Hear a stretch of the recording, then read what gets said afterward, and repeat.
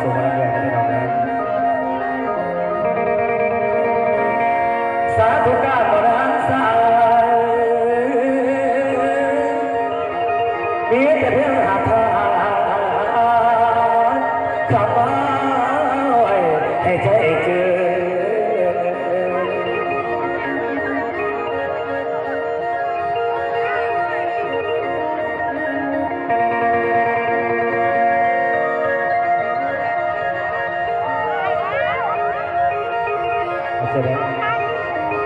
พอเดินพอสิลินมาบอกเสือพอให้สาควรย้ำรอโอลำและพอให้สุขสวัสดิ์เป็นของทานหัวทั้งหลายโลกยังกายพยาพานให้เสื่อมมาบ่มีลาตกสมัยเมื่อเปลี่ยนอาการไปมาระวังแน่โลกละว่าเกิดแพ้แต่บ่ลำบ่เลือกลงเปิดมาโมงกับแบบเยา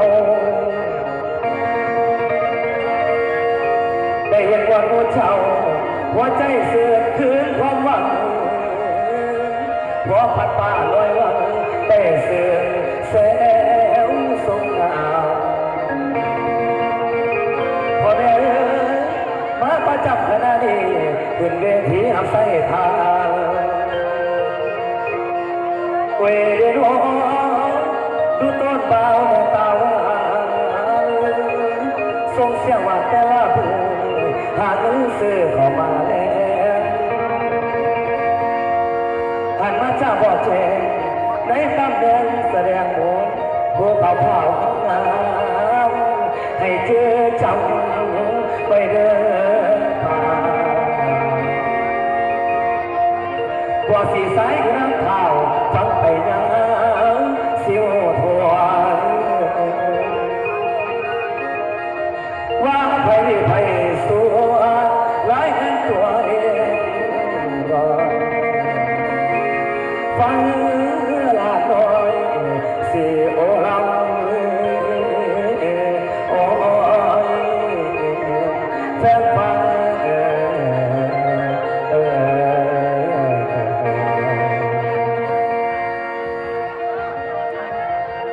พี่น้องสาธุการบรรษา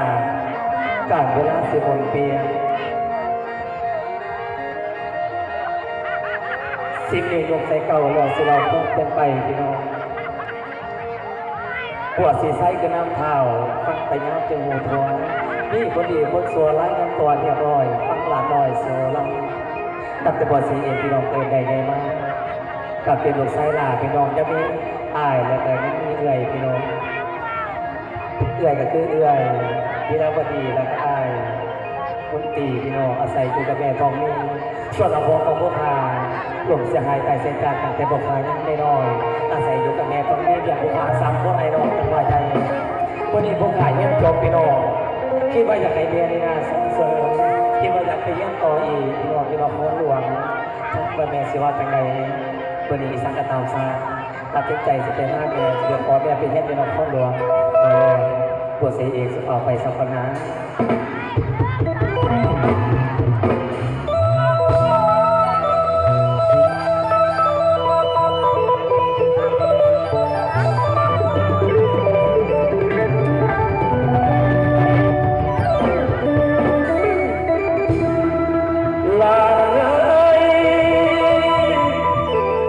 สาวผู้ฟังให้เรา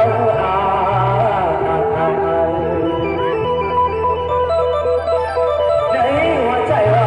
แต่บอกคำลูกรอเพราะจะอายขอจองไว้ในบ่ละน้องสาวละพันหัวใจเจ้าว่าอยากนั้นยังเธอ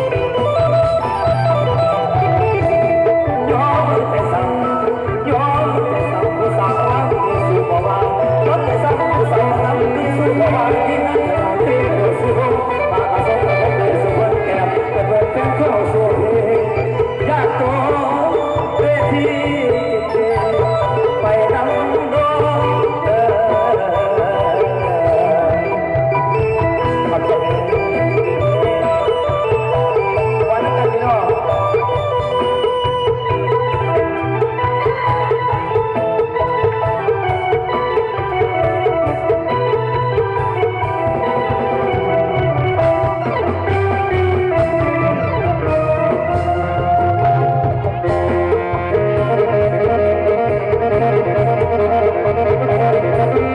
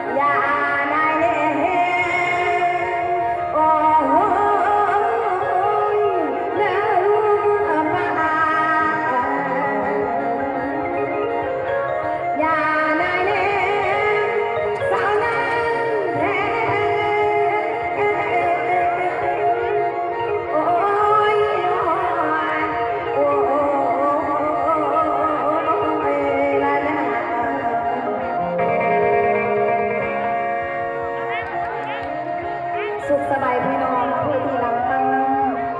ขอขอบคุณต้นแม่ผู้สวยเสียที่มีลาบดีสีเป็นน้ำในเรื่องของผู้พาพี่น้องอย่างหน้าหน่อยแทนสมองความเจริญพี่น้องสำหรับลาวดีเองก็ยังมีน้องชายอยู่2 คนพี่น้องอันสำหรับเมย์น่ะตีคือบ่หักล